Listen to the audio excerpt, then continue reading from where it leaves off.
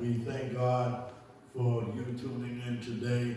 There's a theme that I always have and use, and I haven't used it the whole time that I have been recording, but I like to use it today. And that theme is this: you can't repent too soon, but too soon it may be too late. And so we want to give you that thought. And Union Church family, hi to all of you. Let me remind the viewers that I'm the pastor of Union Missionary Baptist Church, 135 Prosser Road, Northeast Millersville, Georgia, 31061. We hope that you will keep that in mind, because we will notify you when we are gathered together again to sing God praises, to preach God's word, and to fellowship together for the Lord. Let me say to you, Union, we are praying for the church family. We know we had death of our loved ones, and we say to you, keep praying, and God will strengthen the bereaved family. We are praying for the bereaved families everywhere, because we know that death is sure. And I don't know about you, but it knocked at my door, and it knocked at my neighbor's door, and a friend in our community for about 40 years knocked at my cousin, who I grew up with, who was dear to me, who just passed, and they funeralized.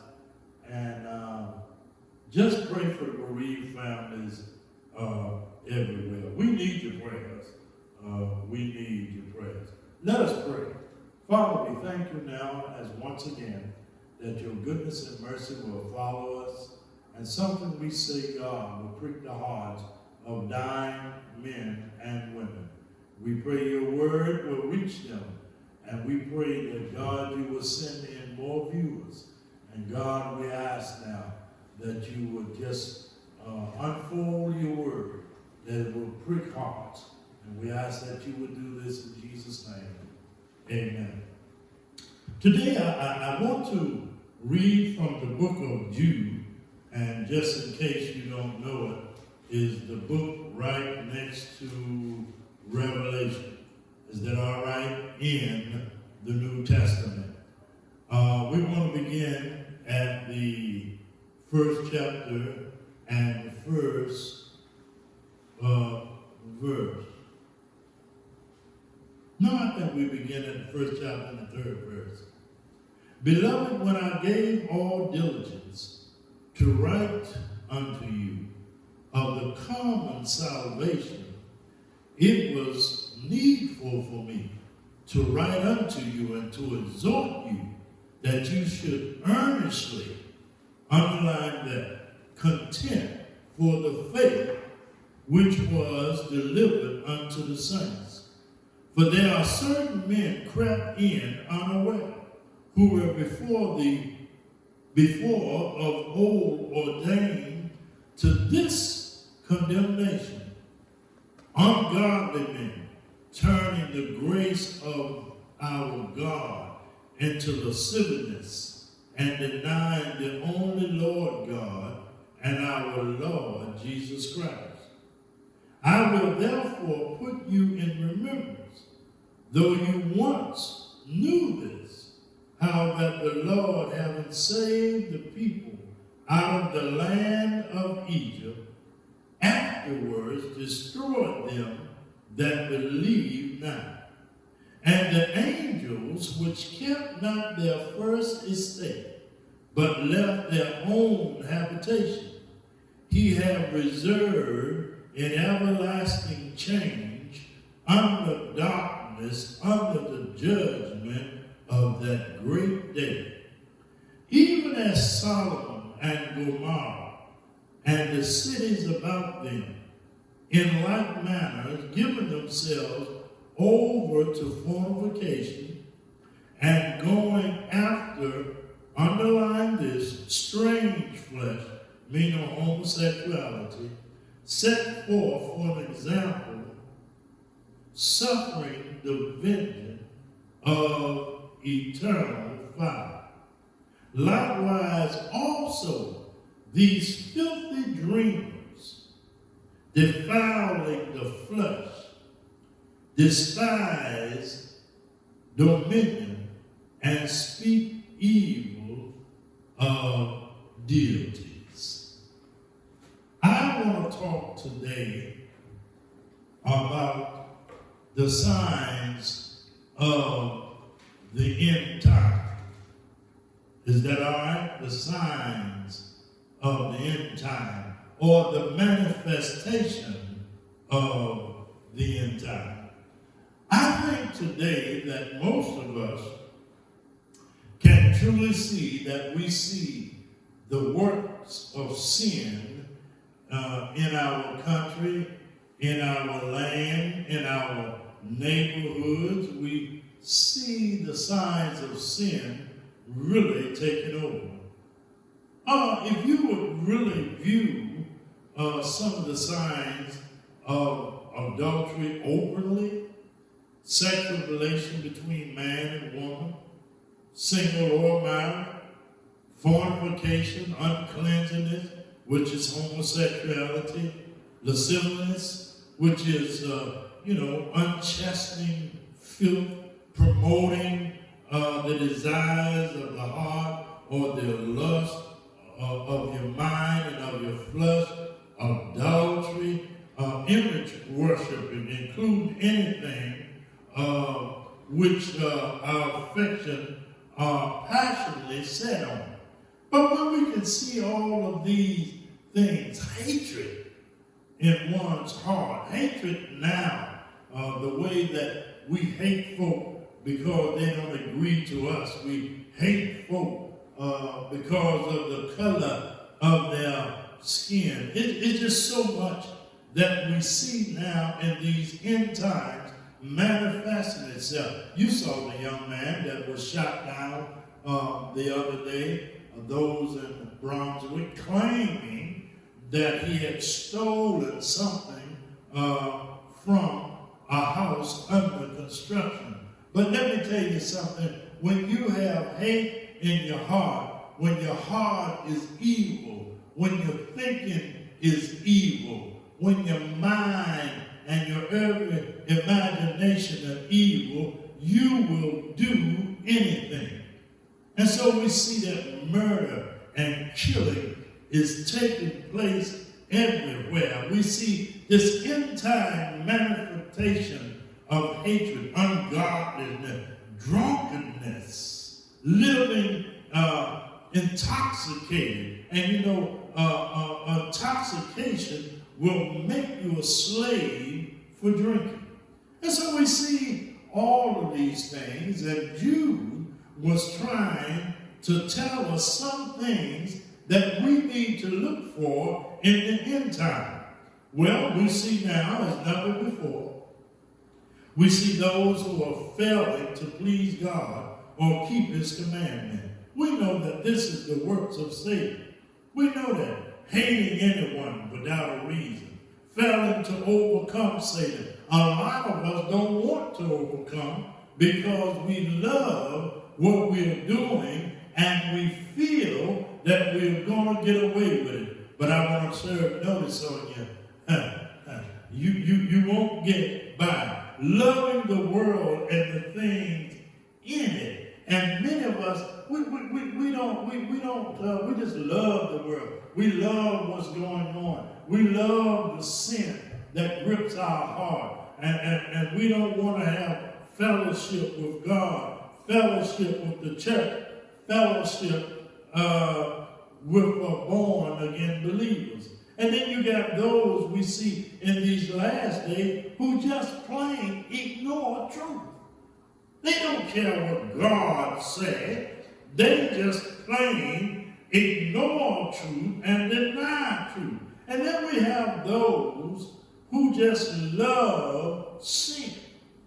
And they make no effort to do anything about it.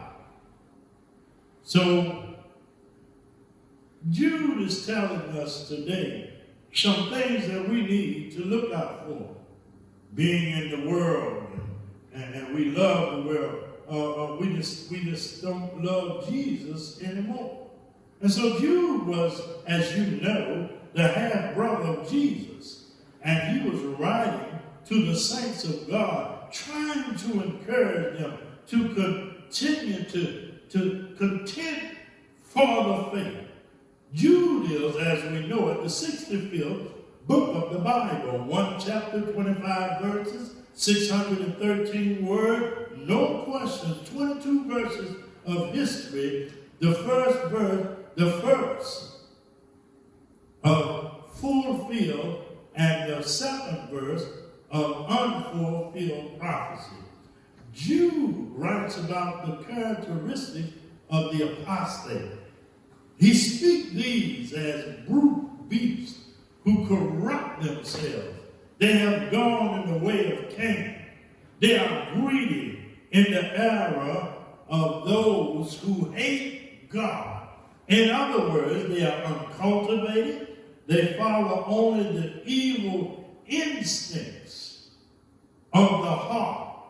And they are slaves to their animal-like passions. Their passions of strange flesh, meaning, homosexuality and things of that nature. They are doing things that is abomination to God, but this is the end time. Jews say they are like clouds with no refreshing showers of truth. They hate truth. They are like trees that are diseased and fruitless, twice dead, plucked up by the roots, etc. They are reserved and headed for eternal darkness and damnation. What you must understand, you can see it all around you, a turning away from God and a love for darkness as never before. Jude reminds us in his writings of the prophecy of Enoch, that the Lord is coming with 10,000 of his saints to execute judgment upon the ungodly. Make no mistake about it. You may get by, but you are not getting away. The end time, Jude reminds us, is near. Even Peter in his prophecy was that in the last day, that there would be those who should be mockers and who should walk after ungodly lust, who would be murmuring and complaining and living in their own lust and passion.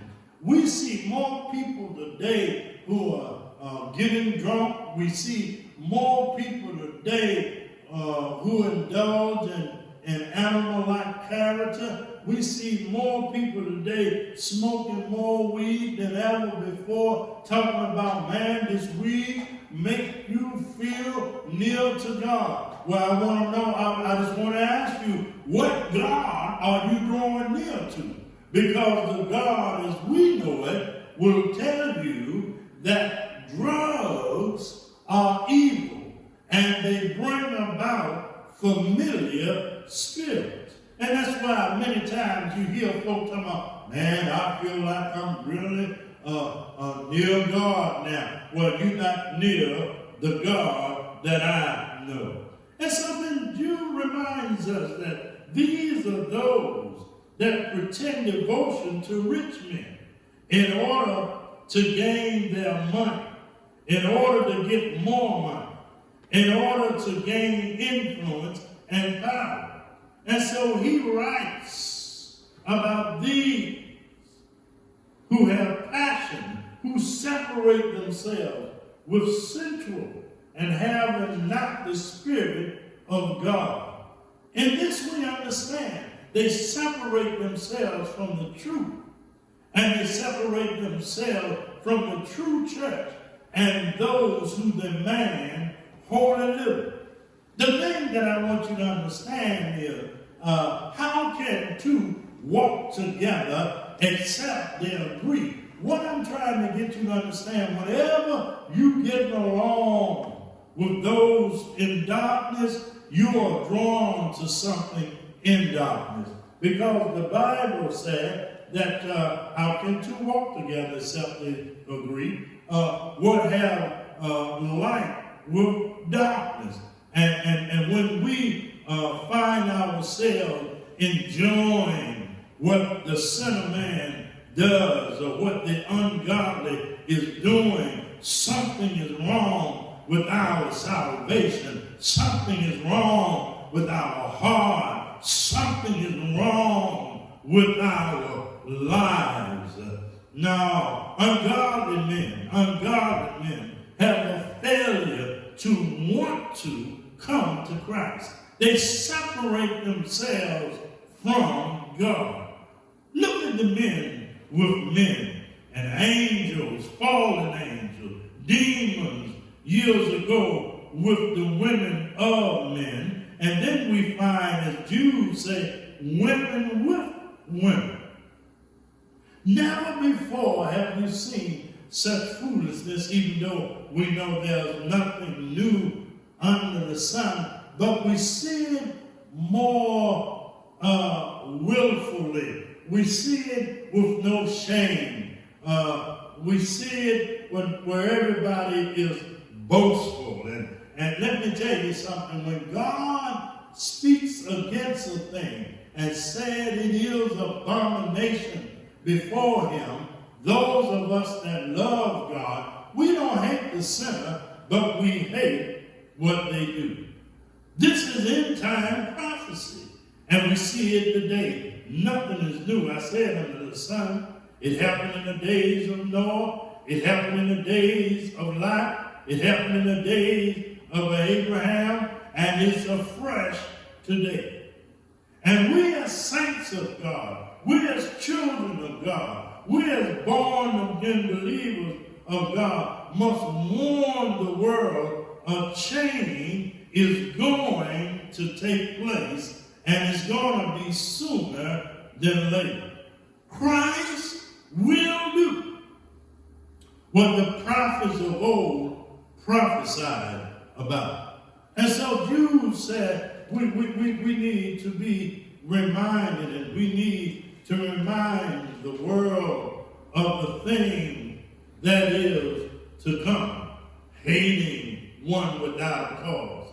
Failing to overcome Satan. In other words, you enjoy the sin that you are doing. Leaving from Christian fellowship. You remember years ago how we had folk in the church? The church was full, and look at them now. They would rather go to a nightclub. But let me tell you something. That nightclub can give you false joy. But I'll tell you what, call on the nightclub in your dying hour. Call on the nightclub when you're laying on your bed of affliction. Call on the nightclub when death is near. How do we ignore truth? We hear the truth, and we hear the words of God. We hear his commandment, and yet we make excuses. That is enough to let you know that we are living in the end time, and those of you who once attended church, who once have felt or was feeling the love of God, your love has waxed cold. How can you deny there is a God when you woke up this morning and the sun was still shining? How can you deny that there is a God when you're breathing and you can see and you have the use and activity of your limbs? Why wouldn't you want to make an effort to be born again, or to purify yourself, or turn away from sin? And so Jude is saying that the land is corrupt now with sin. Everywhere we look, we see plagues. Plagues everywhere. Why are there plagues? Well, first of all, there are plagues because there's sin in the land. And sin in the world. But let us talk about where we are living. Sin in the United States. When people are shot down for the color of their skin. When people are hunted and shot down like you would hunt and kill a deer. When people are aborted, little babies who have done no wrong, aborted because the mother or the father didn't want them. If you didn't want them, you shouldn't have played around. How in the world can you carry a child for 9 months and just abort it like it's an animal? Like it, oh my God. Can't we see that sin is in the land? Can't we see now there's hatred everywhere? There's dissension everywhere. There's discord everywhere. People are quarreling and debating and disputing. And I tell you, everywhere you turn, there's strife. People are shooting people because they don't wear a mask. Then they're shooting people because they are wearing a mask. I tell you, we are living in the last days, and Jude had reminded us, just as the days of old. And he said that there are many who are like Cain. Cain killed his brother. And people are killing one another, brethren, for no reason at all, because of jealousy, because they feel one is getting up in the world. They're killing one another because of the end time that Jude has warned us about. Ungodly men, doomed for failure, because they have made up in their mind that I don't need God. I got money, I got prestige, I don't need God. But see, God told you this word a long time ago. The love of money, not money, the love of money. What you love, you will be faithful to. What you love, you will serve. What you love, you will obey. So if you love money, you will do anything to get it. If you love money, you will kill for money. If you love money, whatever money dictates, that's what you will do. Why? Because your heart is evil. I'm not saying everyone that have money or is rich is evil, but if you love money and money have replaced the God of the universe, the God of creation, Yahweh Elohim, Jehovah Jireh, I am that I am, if it have replaced him, then you're in bad shape. And so Jude lets us know that there were angels in heaven who left from their estate. In other words, when they was kicked out of heaven and followed Satan, because Satan wanted to be above God, they saw the daughters of men was fair, and they went unto them. And they had offspring which produced giants in the land. But what you fail to understand, that when fallen angels mingled with women, they had a generation of evil hearts, evil beings, evilness, which wanted to go against whatever God had created, whatever God had established, and the love of God that he had placed on the earth. Satan is angry because he lost his kingdom.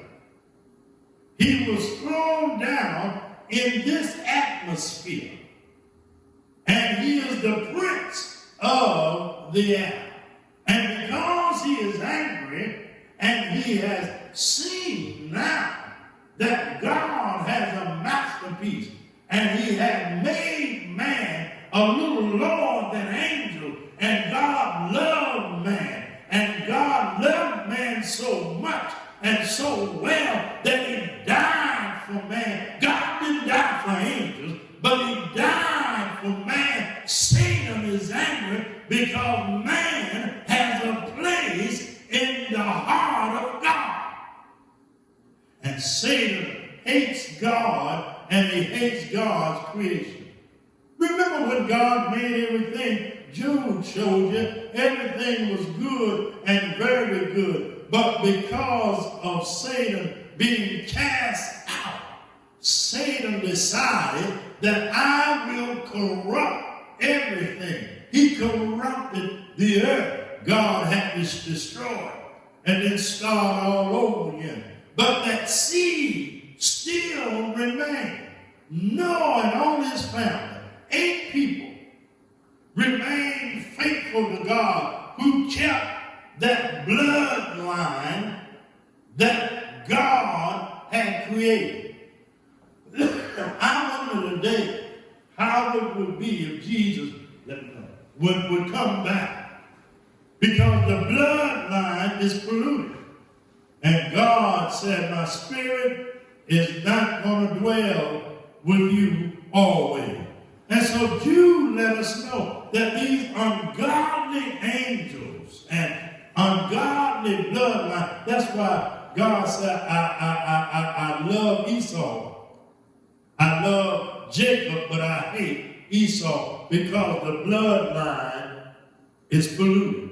And so Jude said, I'm trying to build you up. Can't you see how we're living now? Look around you. Look at the condition. And so you need to know that when you see men turning their backs on God, when you see men trying to destroy you, when you see men trying to undo what God has done, even our government, stand and pray in the Holy Spirit. Stand and keep yourself in the love of God. Stand knowing that God is able to keep you from falling. Stand, warn the wicked, warn the ungodly, warn the backsliders, warn them that the evil doers are doomed. Warn them that God is love. And for you who are born again, serve him in love. Love God. Obey God. And tell others about God and how God is soon to come. And when he comes back, to the ungodly, it won't be pleasant. When he comes back, many of us will be caught up to meet him in there. But to the ungodly, they will be in judgment. Give your life to God. Read the book of Jude. It's only one chapter in its entirety. And until next time, remember, we are already seeing. Look at your government. Look at the plagues. Look at the things around us. Look at mothers putting their babies in microwaves. Look at people molesting children. Jude said all these things would happen. So until next time, love God. Pray in the Holy Spirit. Keep knowing that God is able to keep you from falling.